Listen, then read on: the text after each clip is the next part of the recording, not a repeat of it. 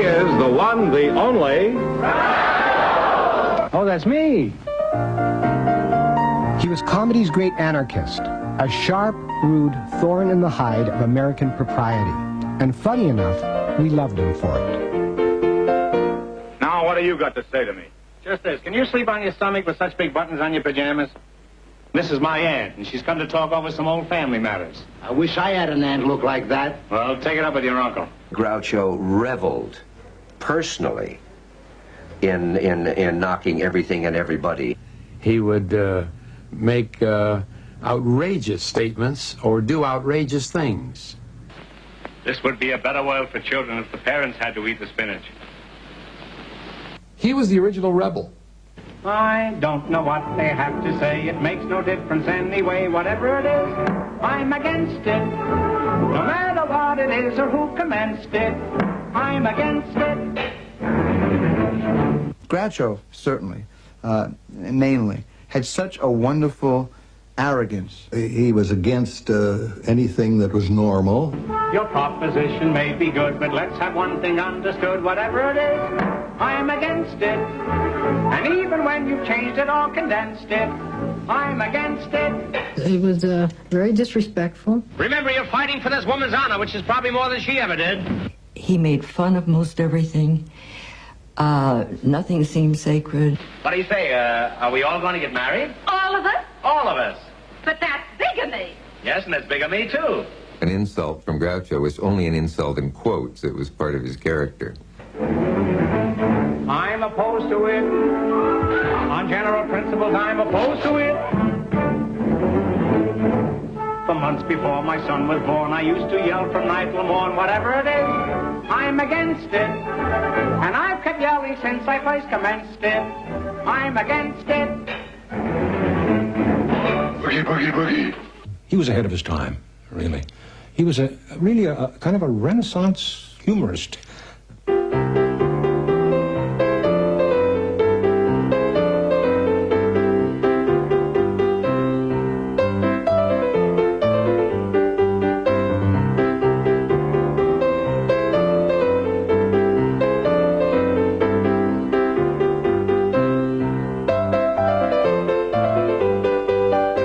He was one of the brightest men overall that I've ever met. He seemed to have so much confidence. He was a parent. He was very funny at times. He was very serious at times. He was very moody. He had a streak of sentimentality, Groucho did. He kept friends an awfully long time. He was a depressed man who suffered, I think, not only clinical bouts of depression, but, well, problems with his family and wives. I have never seen Groucho when his guard was down. From the vaudeville stage to Broadway, from movies to radio to You Bet Your Life on television, Groucho Marx ruled the comic roost for the better part of 7 decades. For a poor Jewish boy without an education, it was his escape from poverty and his entree into the world of art. His wit was exhilaratingly destructive. It spared no one who crossed its path.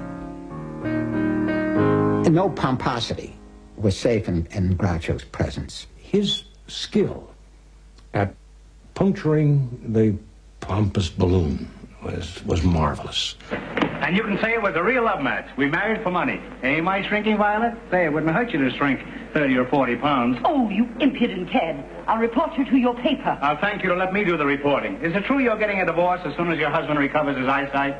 Is it true you wash your hair in clam broth? Is it true you used to dance in a flea circus? This is outrageous.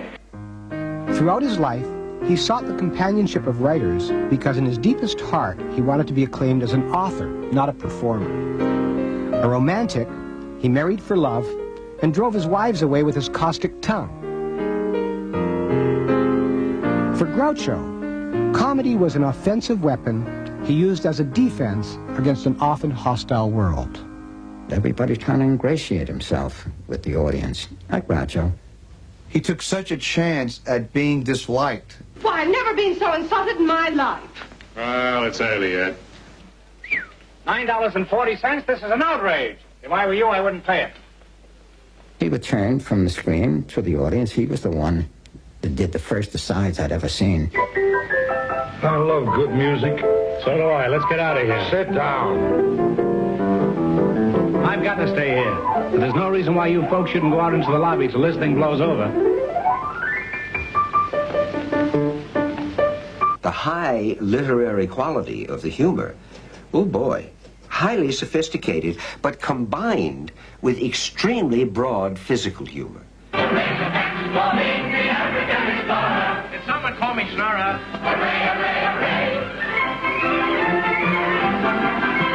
He went into the jungles where all the monkeys throw nuts. If I stay here, I'll go nuts. But it wasn't physical comedy that made Groucho famous. It was his incomparable way with words. Groucho could exist only in sound. Unlike Charlie Chaplin, the master of silent comedy, I played tennis with Charlie Chaplin. And Charlie, he turned around to me and he said, "Gee, I envy you." I said, "You envy me? Why?" He says, "I wish I could talk on the screen the way you do." And I found this kind of such an ironical statement. He was the greatest comedian, I think, that there's ever been. Stage, screen, any place, clowns and all over the world. There's never been anybody as good as him. And he's sitting there envying me because I could talk. And now, on with the opera. Let joy be unconfined. Let there be dancing in the streets, drinking in the saloons, and necking in the parlor. Play, Don. The idiocy of his way of thinking, which was so wonderful. In all my years of medicine, I have... Your years of medicine. Why, you don't know the first thing about medicine. And don't point that beard at me. It might go off. In the films, Groucho was the theater of the absurd. His perception on reality, seemed so surreal to me. Pardon me while I have a strange interlude. Why, you couple of baboons? What makes you think I'd marry either one of you? The best one I think I ever did was in Animal Crackers, where I had a scene where we had gone to Africa to hunt. I was supposed to be a huntsman or something. And the first morning I said, we got up at 6 o'clock in the morning, had a good breakfast, and we're back in bed at 7. That was the opening line. And then we went hunting, and I caught an elephant. I caught an elephant in my pajamas. How he got in my pajamas, I'll never know. And then I said, I had this elephant, and I didn't know what to do with him, because I wanted to remove the tusks, and they're very difficult to remove from an elephant, because they're very powerful and very strong. I says, on the other hand, in Alabama, the Tuscaloosa, and I think that's as good a promise. There's a certain musical rhythm that they had, that the Marx Brothers really had, and he's retained that rhythm. He would tell certain jokes over and over, and what was magnificent was they always had that perfect, that perfect timing. It is so distinctive, and the rhythms and the readings were very special. But that all stems from a sense of music. Hello? I must be going. I cannot say I came to say I must be going. I'm glad I came, but just the same I must be going. La la. He was not an overnight sensation. He was a person that, and his brothers, were doing the same thing for years and years and years before they really caught on. I mean, in vaudeville, they were okay. In 1905, 14-year-old Julius Henry Marx began his show business career as a boy singer in vaudeville. By 1915, Groucho and his brothers had developed their lunatic comic style on the vaudeville circuit. And he would come up with lyrics to songs that he sang in vaudeville with his brothers. A little thing called Peasy Weezy. Went fishing last Sunday and I caught a smelt. Put him in the pan and the fire he felt. Of all the smells I ever smelt. Well? I never smelt a smelt like that smelt. Easy Weezy, what's his name? Easy Weezy, Peasy Weezy, what's his game? He will get you if he can. Easy Weezy, Peasy is a bold bad man. Oh,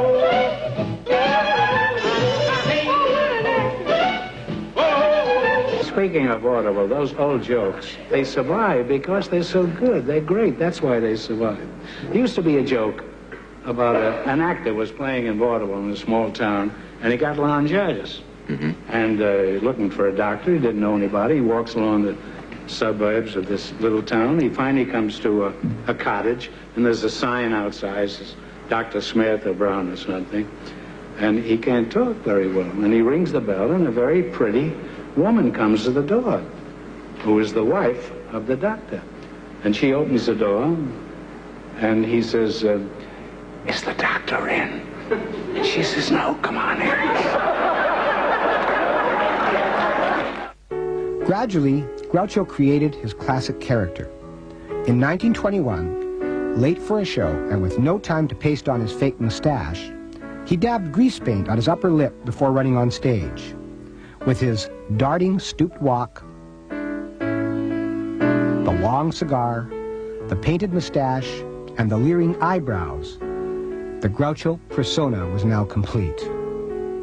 He had given his entire youth to the back-breaking demands of vaudeville. The dressing rooms were terrible. The money was awful.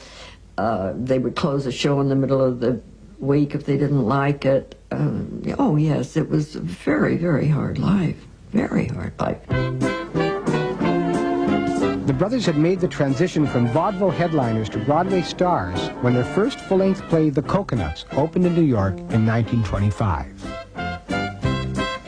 Really older folks, the really lucky ones, got to buy tickets to Broadway, sit there, look at that curtain with the gold fringe and the warm lights on it, and the house lights went down, and know that the curtain was going to go up and the four young Marx brothers were going to come out on stage and revolutionize comedy. It was totally new. It was totally new. In 1929, The Coconuts was filmed. Groucho was just short of 40 when his illustrious movie career began. Come over here. I mean, they broke down so many of these walls that people would like, oh my God, are they really doing that? Oh, my. I want to get down. Let me down this very moment. Doctor, you can't. I'll get down. I'll get down.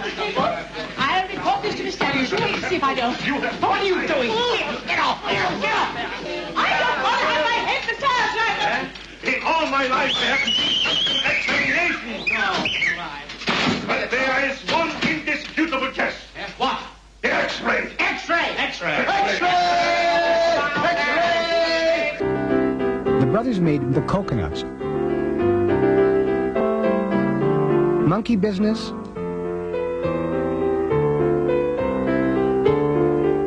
Horse Feathers,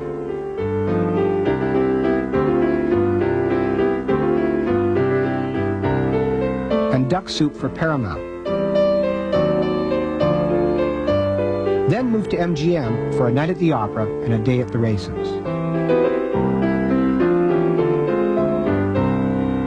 When I was a kid, living in San Francisco, they had a wonderful theater called the Golden Gate Theater that showed a movie and a stage show.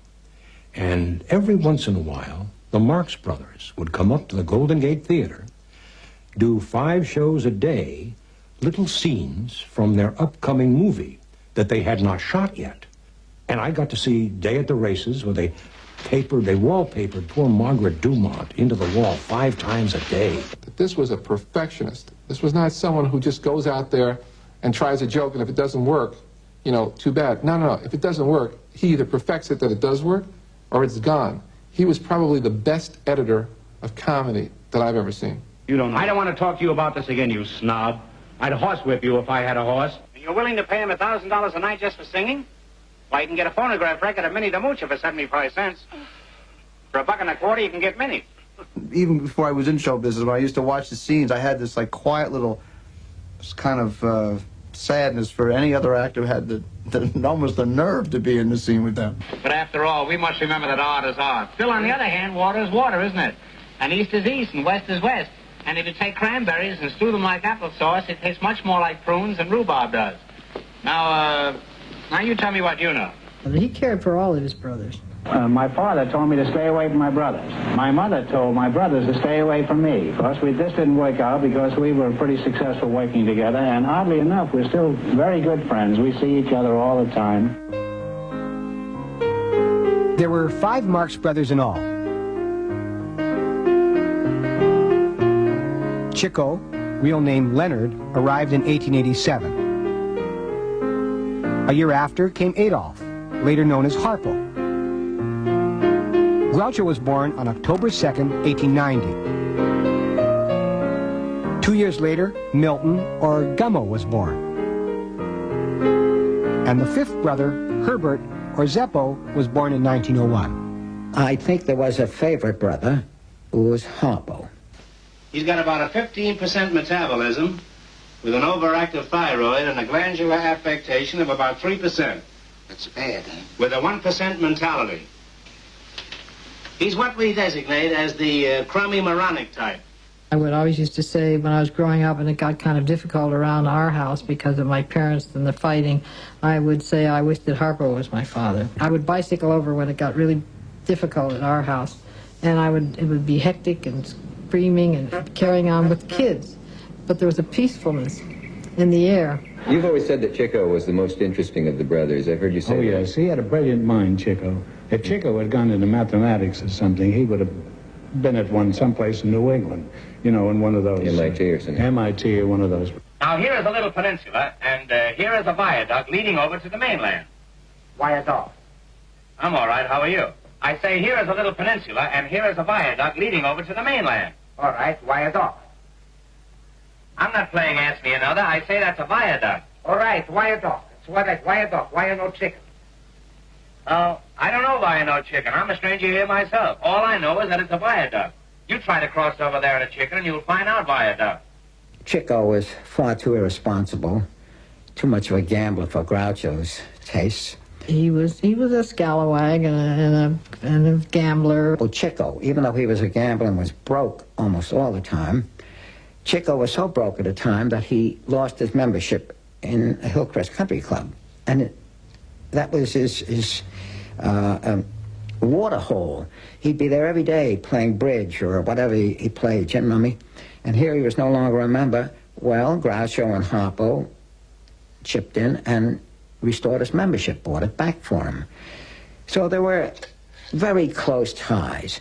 And all his life he remained amazed and somewhat envious at Chico's phenomenal success with women. There's a rather well-known story, but it never hurts to repeat it. When young Tallulah Bankhead hit New York, she was a great, great aristocratic beauty and daughter of an important politician. And Chico had always wanted to meet her, as the story goes. And Groucho said they met at a party, but people had warned him, now don't do your usual crude approach to women, which in your case always works. And that they met, and that the conversation was quite civil. Miss Bankhead, Mr. Marx, and so on. And as everyone was breathing a sigh of relief, Chico said, you know, I really want to fuck you. And she said, and so you shall, you old-fashioned boy. Now, I'll tell you, Doctor. My brother thinks he's a chicken. And we don't talk him out of it because we need the eggs. Hey, you look like the fella who used to be my brother. I don't think I got your name. No, I got my name. I think you're pulling my leg. Yeah, just to get him even. Well, would you mind helping me push this camera store around? I'm sorry. I gotta go to the golf course and lay down in the sand trap. Sand trap? Yeah, you see, it's a Sunday, and that's when I see my psychiatrist. I'm sure I used to know him. If I'm not mistaken, we both had the same mother. Groucho's mother, Minnie Marx, would forever be the dominant woman in his life. She had left Germany as a teenager to come to America, and at 19 married Simon Marx, a sweet, ineffectual tailor from Alsace. The flirtatious, ambitious Minnie was a classic stage mother. A frustrated performer herself, she pushed her children into show business and became their manager. How would you analyze me? You? Oh, every time I see you with a cigar in your mouth, I think of all the frustrations you had as a child and the wrong kind of a bottle that they gave you. Mademoiselle, it may interest you to know that I never had a bottle. And he said, yeah, Harpo inherited all of my mother's good qualities. Which is an interesting thing to say, because she was a bit of a horror. I mean, the way she forced those boys into the business. I know that the boys all adored Minnie. And Minnie was the takeover person in that family. You know, she bleached the boys' hair to make them look less Jewish. She was responsible for their careers. And they say that your attitude toward women has to do with your mother. And one sad thing that I learned about Groucho once from a relative was that they said that his mother made it clear that he was the least favorite brother, or least favorite son. I don't know a thing about women, Groucho once said. I'm a sucker for a pretty face. Show's over. Let's go. We will see you again some other time. Groucho was very fond of women. He really was. He liked women, but not to pal around with. One of them goes around with a black mustache. So do I. If I had my choice, I'd go around with a little blonde. He had girls. He dated a lot of girls, and I didn't like any of them because they were, well, because probably I was jealous, but also because they were young and dumb. You know, you two girls have everything. You're tall and short and slim and stout and blonde and brunette. And that's just the kind of a girl I crave. He loved women, but he was a sexist. He didn't think of women as friends. Where's all those farmers' daughters I've been hearing about for years? He always said to me, don't throw the ball like a girl, throw the ball like a boy. Don't play tennis like a girl, play tennis. Everything had to be like a boy. And so I grew up thinking that males were superior. Are you a man or a mouse? You put a piece of cheese down there and you'll find out. You see, I'm not happy with my husband. He should have married some little housewife. Madam, I resent that. Some of my best friends are housewives. Well, let's not waste any time. Why don't the three of us neck? No. That's the first time I ever enjoyed saying no.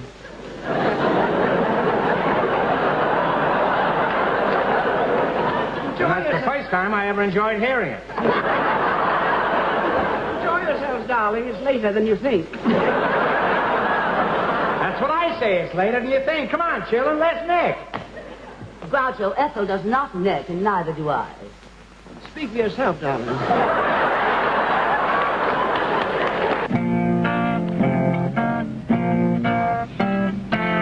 Everyone says I love you, but just what they say it for I never knew.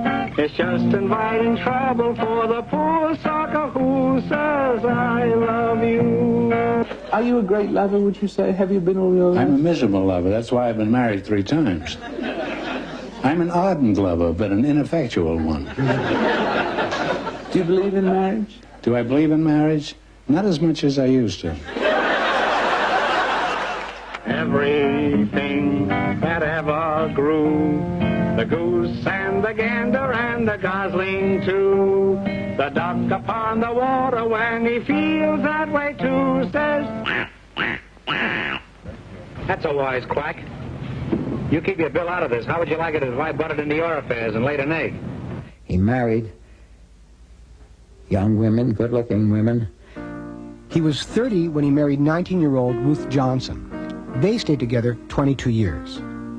Ruth, he had married very early on. I think she was in the chorus in one of the shows. She would come home from the tennis club, which is where she did a lot of her drinking, and then he would start arguing with her and making her look foolish, and it wasn't hard to make her look foolish because she was drunk. But he married 2 more women who were alcoholic, so it leads me to believe that he liked the feeling of being able to, he was able to dominate these women. In 1945, the 55-year-old Groucho married 22-year-old Kay Gorsey. That one lasted 6 years. Kay and I were friends before my father married her. She would come to see me, only it began to dawn on me that she was not really coming over to the house to see me, she was coming to see my father. And then one night, I recall, she didn't come to see me at all. She went straight into my father's room and spent the evening with him. And so that kind of gave me a little clue that, no, I knew. And he tried to boss her around and tell her what to do and treated her like a kind of a jerk. And she really wasn't. She wasn't well educated or anything. He had a happy time in the morning marketing. And one day she said to him, Grouch, I'm your wife. You've never let me go marketing. So he said, okay, gave her $100, and off she went to the market. And there were shortages, you know, during the war. She came back very proudly. She had a carton of toilet tissue and a Cocker Spaniel puppy. And that was the last time that he ever let her go marketing. His final marriage, which took place when he was 64, was to 20-year-old Eden Hartford. When she left him, 14 years later, Eden told a friend she would have stayed if only once he'd told me he loved me. He put her down, too, because she would be drinking, and he didn't understand about alcoholism. She wasn't very smart, and there was a vast age difference, and they had no child to bring them together. I was very fond of all three of them. They divorced him, happily, I think. Though Groucho's relationships with women never worked out, on screen, he found his perfect match in the formidable Margaret Dumont. I shall never get married before my daughter. You did once. Towering, proud, and profoundly obtuse, in film after film, she navigated the stormy seas of Groucho's abuse. I can see you right now in the kitchen, bending over a hot stove. But I can't see the stove. Did Margaret Dumont find you funny? She played the, as everybody knows, the dowager. She never understood anything I did on the stage. Is that so? She didn't really. She thought I was serious. I feel you are the most able statesman in all Fredonia. Well, that covers a lot of ground. Say, you cover a lot of ground yourself. You better beat it. I hear they're going to tear you down and put up an office building where you're standing. You can leave in a taxi. If you can't get a taxi, you can leave in a huff. If that's too soon, you can leave in a minute and a half. The last show I did with her was the Hollywood Palace. The principal animals inhabiting the African jungle are moose, elks, and Nyctopithecus. Of course, you all know what a moose is. That's big game. First day, I shot $2. That was the biggest game we had. Don't step on those few laughs I have.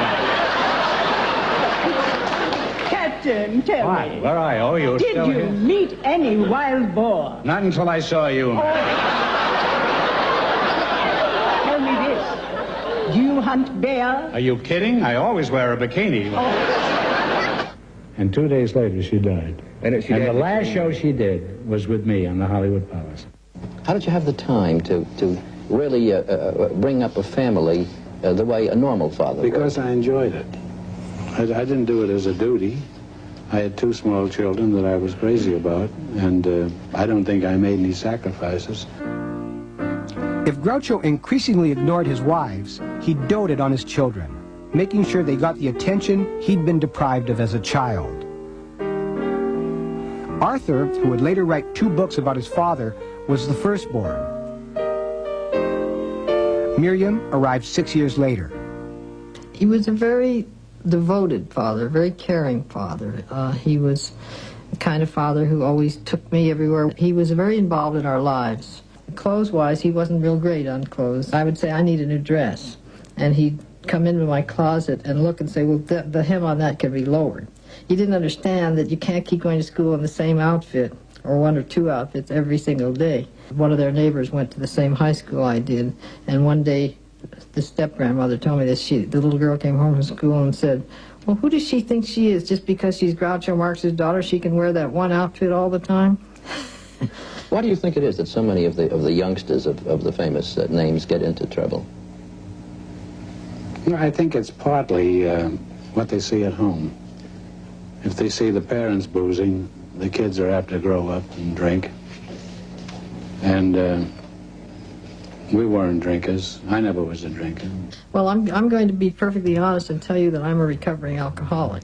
And so until I got to the program that I'm in, recovery program, I really didn't learn a lot about life, about myself. And when I got sober and started learning, he was dead by then.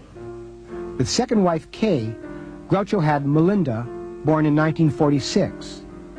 When Melinda was born, he and I were in the hospital in the waiting room, and the nurse came in and said that he had a little baby daughter, and he looked at me and he said, "Don't worry, Miriam, she'll never replace you." Candy Bergen and Melinda Marx. Now, which one is Candy Bergen? I'm Candy Bergen. Oh, then you must be Melinda Marx, eh? Candy, Melinda, and I will sing a song that we've been carefully rehearsing for the past 3 weeks. Musical demon, such a honey dream, won't you play me some rag? Just like a beautiful rag is like a beautiful drag. If you will play from a copy of the tune that is choppy, you'll get all my applause. And that is simply because my honey baby's simply crazy about rag. Musical demon, set your honey a dream, and won't you play me some rag? Just change that classical nag to some sweet beautiful rag. If you will play from a copy of a tune that is choppy, you'll get all my applause. And that is simply because I want to listen to rag. Melinda hated the spotlight and fled Hollywood. I asked her why she ran off so many times. Very often, he didn't know where she was. He'd hire private detectives to find her. But he kept pushing her into areas that she didn't think she could handle. Groucho was happiest in the company of writers. He worked with the great Broadway playwright George S. Kaufman on The Coconuts and Animal Crackers. You know, George Kaufman hated writing for them. He did it, but he hated it because Groucho would change it. But it always worked.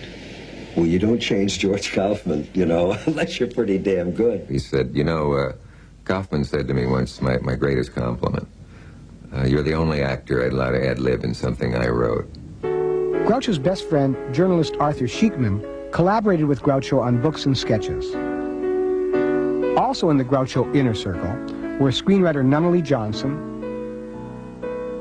songwriter Harry Ruby, and Nat Perrin, whom Groucho brought to Hollywood to work on Monkey Business. With longtime friend Norman Krasna, he wrote his only play, Time for Elizabeth. I think Groucho would rather have been a successful and famous writer than as a performer. And he, oddly enough, would refer to himself as a writer. He wrote well. As a writer, Groucho's published works included memoirs, letters, and a comical look at the IRS.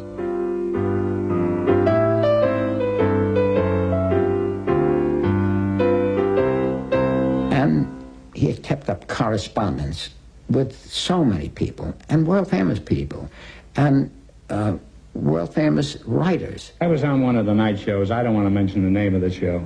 It was the Johnny Carson show. I had mentioned that I had written a book of letters, it's called, by Groucho Marx, with all these notable people on.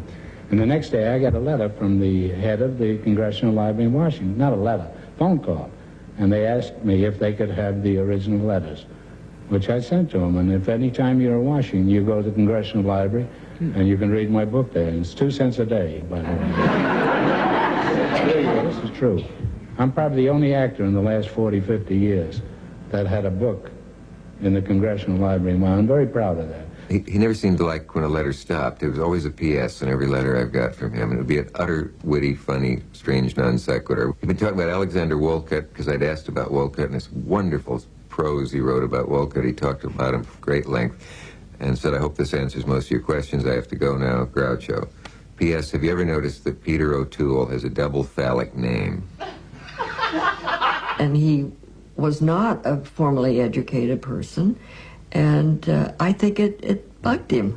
Didn't bug anybody else. We used to go to school in the morning. My mother always fixed sandwiches for us in the morning to go to school, because we lived in 93rd and the school was at 93rd. But by the time we got to school, we were hungry again. So we always ate our lunch, and then we went home and had lunch again in 93rd. My mother was always so astonished. She said, I prepared lunch for you. Why don't you eat it? She says, we ate that on the way to school. This is why I didn't get an education. And since you went to the University of Yale, I was thrown out of the hotel in New Haven. You can take great performers of Laurel and Hardy or W.C. Fields or this and that's a good way to point it out. No way that the intelligence or the literacy of what they were saying had anything to do with the resultant comedy, great as it was, but it had everything to do with Groucho. Where would this college be without football? Have we got a stadium? Yes. Have we got a college? Yes. Well, we can't support both. Tomorrow we start tearing down the college. But, Professor, where will the students sleep? Where they always sleep, in the classroom. He had started his career as a boy soprano, and music remained a passion throughout his life. I love a piano. I love a piano. I'd love to have somebody play upon a piano, a grand piano. It simply carries me away. I know a fine way to treat a Steinway. I love to run my fingers o'er the keys, the ivories, and with the pedal. I'd love to meddle when Paderewski comes his way. I'm so excited, if I'm delighted, to hear that long-haired genius play. Keep your finger, keep your bow, give me a P-I-A-N-O-O-O. I love to sit right beside an upright or a high-tone baby grand. A couple of times I played piano at Groucho's house, and I remember one time specifically, there was other people in the room. I just thought I was the greatest thing since Paderewski because Groucho didn't say anything for about a minute. He just listened. I thought that was the height of compliments. He was quite musical, and he sang on key, and he had just a natural gift for that. Oh, Lydia, say, have you met Lydia? Oh, Lydia, the tattooed lady. When her muscles start relaxing, up the hill comes Andrew Jackson. Lydia, oh, Lydia, that encyclopedia. Oh, Lydia, the champ of them all. For 2 bits she will do a mazurka in jazz with a view of Niagara that nobody has. And on a clear day you can see Alcatraz. You can learn a lot from Lydia. I don't believe that you could ever have been a real close and intimate friend of Groucho's. He was friendly to a lot of people. If you couldn't sing harmony. But people like Harry Ruby. I had 3 letters from your friend Harry Ruby in as many days. He's a congenital idiot. And a compulsive letter writer. He is. Harry Ruby is the great songwriter also. I thought I'd slip that in. He's a great friend of mine, too. Oh. And he's written virtually all the songs that I sing. This man is allegedly a composer and can only play in one key. Berlin only plays in 1 or 2. Beethoven played in every key. Yeah, but he's not on the show. No, he's... You know why, don't you? He wouldn't wait for this money. I want to ask you something. Why did you put this lyric here? Don't you know the song yet? No, I don't know it by heart. Do you know it by the piano? Window cleaning's not a thing to rave about. It won't get you in the Hall of Fame. Oh, wait a minute, you can do better than that, can't you? What become of those fancy twirls of yesteryear? Groucho, please don't pick on me. I play by ear the same as you sing. I've got a frog in my throat. You got what? Frog in my throat. Let's see. By God, he has, too. There was a time when he suddenly discovered Gilbert and Sullivan. Well, anytime he came to his home, you had to listen to Gilbert and Sullivan. If you're having dinner there twice a week and you have to listen to Gilbert and Sullivan each time, it gets painful after a few months. Yum, yum. To think how entirely my happiness is wrapped up in that little parcel. Really, it hardly seems worthwhile. Oh, matrimony. Oh, What's the matter? Can't you see that I'm soliloquizing? We used to do a couple of little Gilbert and Sullivan things, because, you know, a lot of the material that was written for him was kind of Gilbert and Sullivan-y, because it had all those wonderful, quick little words and things like that. Once he was doing Titwell when he came to the line, if you remain callous and obdurate, I shall perish. And he stopped and he said, can I just stop the band for a minute? How many people in this audience know what obdurate means? I don't think any hands went up. And he said, I'm not going to finish a song for an illiterate audience. And if you remain callous and obdurate, I shall perish as he did, and you will know why. Though I probably shall not exclaim as I die. Oh, willow, titwillow, titwillow.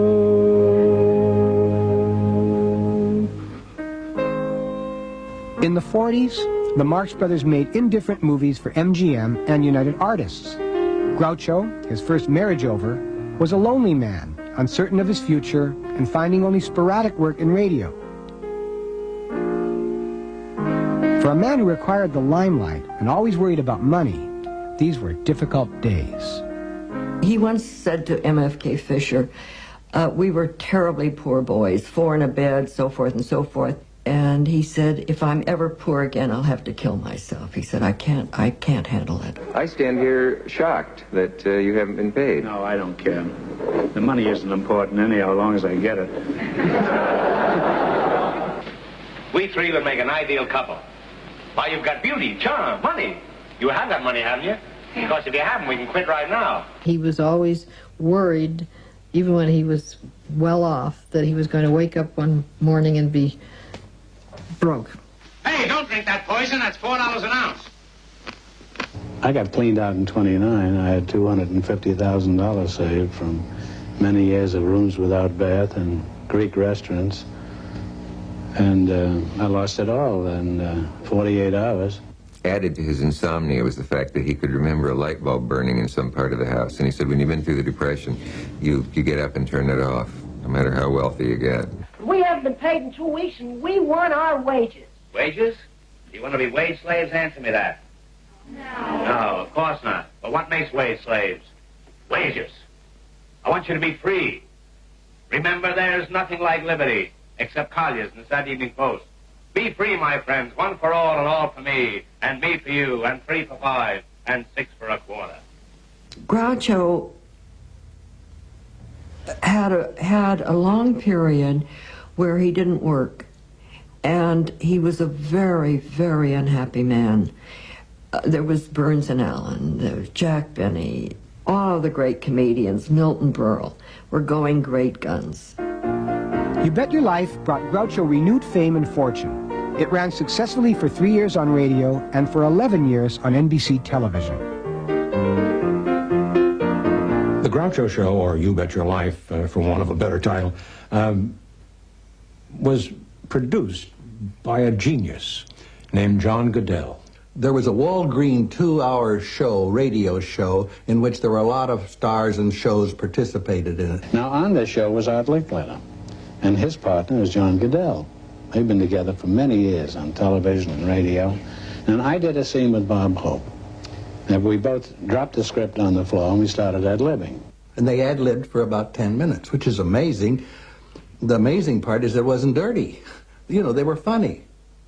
And that amazed me. I wasn't thinking of Groucho as any possibility of doing a show where ad-libbing is involved. When I come off the stage, Goodell said to me, he says, hey, would you like to do a quiz show?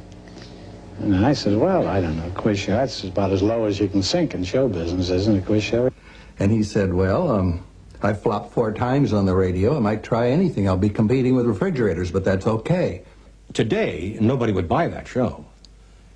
You go in to sell the show and you say, hey, we got a little guy with a mustache and glasses, and he sits on a stool, and he talks to people, and then they do a little quiz. No way you would sell this.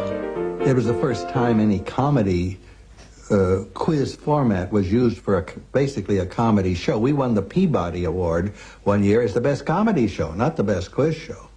Ordinary people came on, and he'd ask them an ordinary question, and then he'd take their answer and twist it into what was really a comedy routine. Everybody came off second to Groucho. What about the men customers? Don't they ever try flirting with you? Oh, sometimes, but I show them my wedding ring. That only protects one finger. We had the secret word. And that's an interesting thing. The secret word, I just threw it in before the show went on air. We used to have on People Are Funny an alarm clock that would go off, and whenever it went off, somebody was talking would get $100. I said, well, let's do something like that on this one. And so the first person who said the secret word won $100. Well, it got in dictionaries as the secret word. If any of our couples say the secret word, the duck will drop down and pay him $100 extra bucks. Hi, Duck, I haven't seen you lately. This is the word right here. Okay, Ducky, go on back up there and hatch those eggs and drop them on Fenneman. And that chemistry of George and Groucho was absolutely essential to make it work. And Groucho always said that I was the male Margaret Dumont. What is the secret word, Mr. Fenneman? Well, let's ask... I'm going to call, from now on, I'm going to call you Mr. Fenneman. All right, Groucho. Is that okay, George? That's fine. Of course, perfume evaporates quickly, but the best way to use it is on the wrists, behind the ears, and in the fold of the elbows, and of course, if they really want to be sophisticated, behind the knees. George! Come out here. Lift up your feet.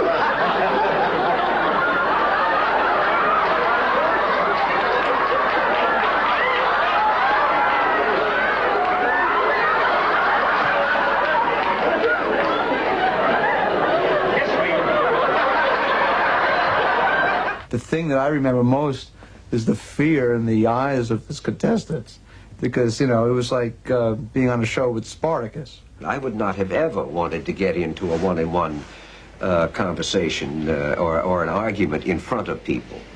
Let's say a debate with Groucho. I would run. If he makes passes, he's liable to wind up getting married. Isn't this true, Junior? Well, I don't think so. I think that if a man stays on his toes, he can stay single all his life. If he stays on his toes, yes. You didn't get the feeling of superiority. Or, get this one, you know, was that a zinger? Never. Never, never. I think that's why the people loved him. Well, in what way is your husband romantic, assuming that he is? Oh, man, have you ever been made love to by a Frenchman?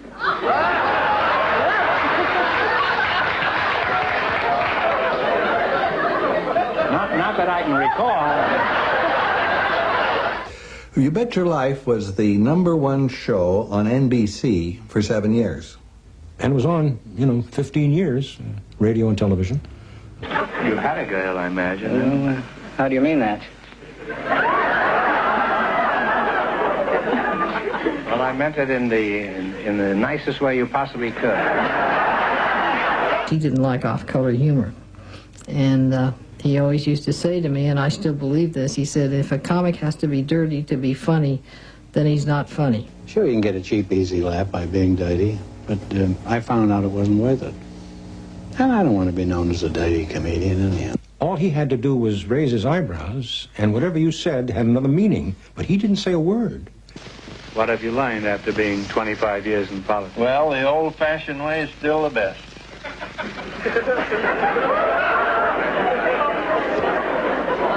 I must have some reputation, you know. There isn't anything anybody can say to me anymore that doesn't evoke some kind of a dirty laugh from the audience. What do you mean by the old-fashioned way? Weren't you offered the lead in Calcutta? No, but I was invited there the opening night, and I wouldn't go. And I told the man who wanted to take me that I don't want to see anything on the stage that I'm not doing at home. I think it's apocryphal. I do, I really do. But it is, he could have said it. According to the story, and maybe it didn't appear on the air, we had this couple who had like 19 children. He said, no, why do you have so many children?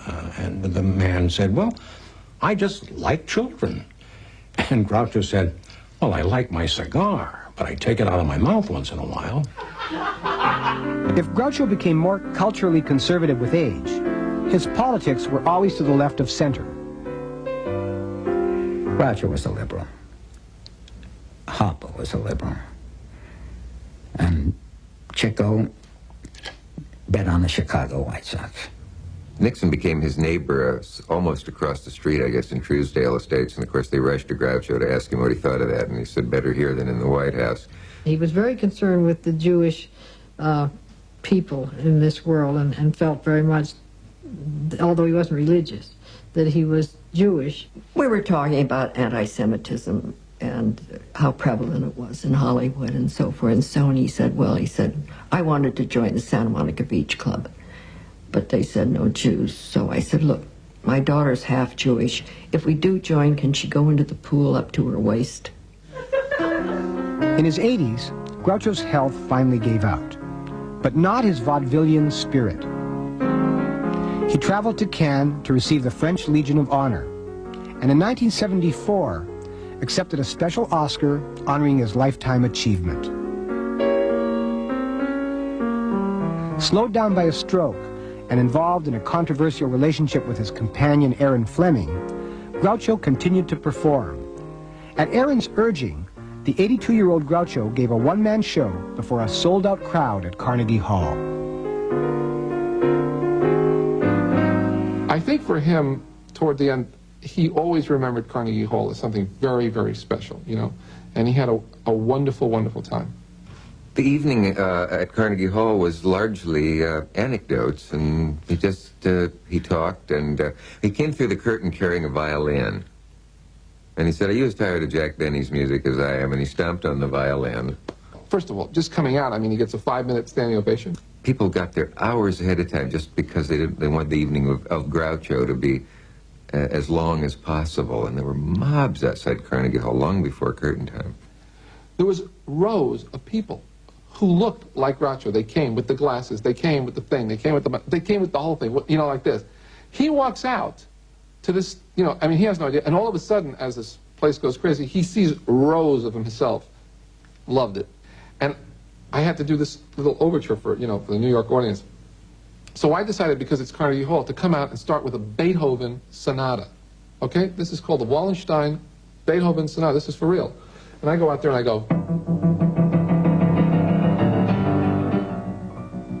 And people are saying to themselves, what does this have anything to do with Groucho Marx? And I'm playing my Beethoven. And then all of a sudden I go.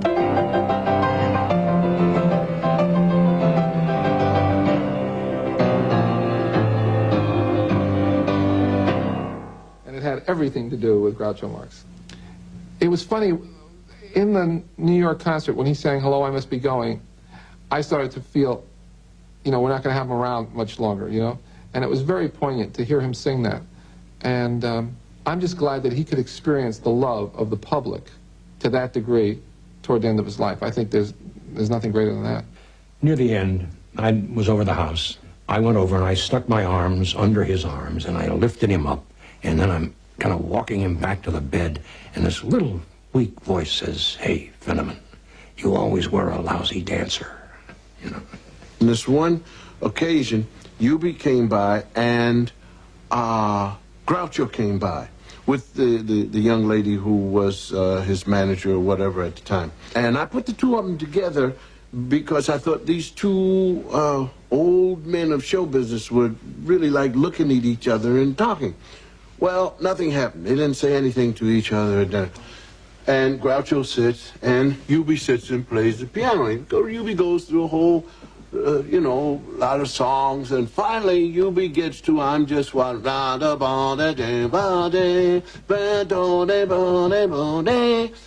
Groucho, who was like this, was coming up to the piano, and Eubie is playing, and Groucho is singing, and there, for the first time, this lady said, it was the first time that Groucho had gotten up to do anything like that.